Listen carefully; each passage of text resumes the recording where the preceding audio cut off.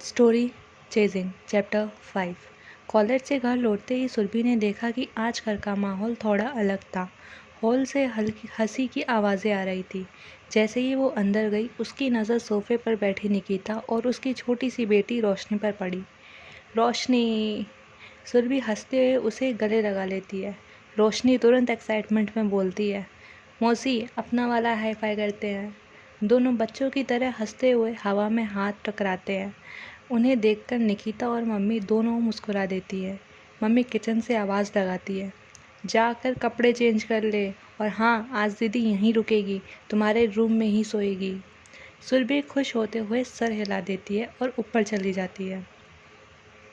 रात को पूरा परिवार एक साथ बैठकर खाना खाता है।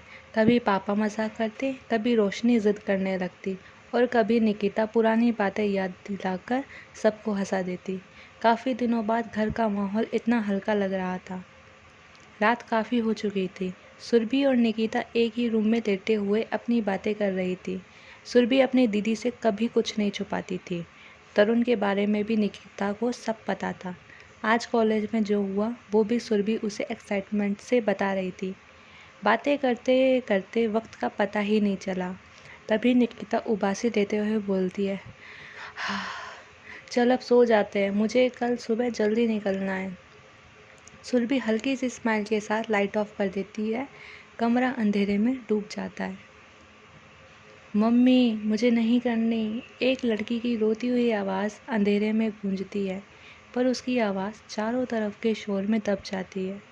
ढोल, शहनाई, लोगों की तेज़ बातें, सब कुछ एक साथ सुनाई दे रहा था। सुरभि का सर भारी लग रहा था, जैसे उसका शरीर उसका साथ ही नहीं दे रहा हो। तभी मंत्रों की आवाज़ें और तेज़ होने लगती है। किसी ने उसका हाथ जोर से पकड़ा हुआ था। वो डर कर अपना हाथ छुड़ाने की कोशिश करती है, पर पकड़ और मजबूत हो जाती है। उसे कुछ साफ दिख नहीं रहा था, बस लाल रंग, हर जगह लाल रंग और रोने की आवाज़ें। तभी एक भारी सी आवाज़ उसके कानों में गूंजती है, उसे मैं ले जाऊंगा।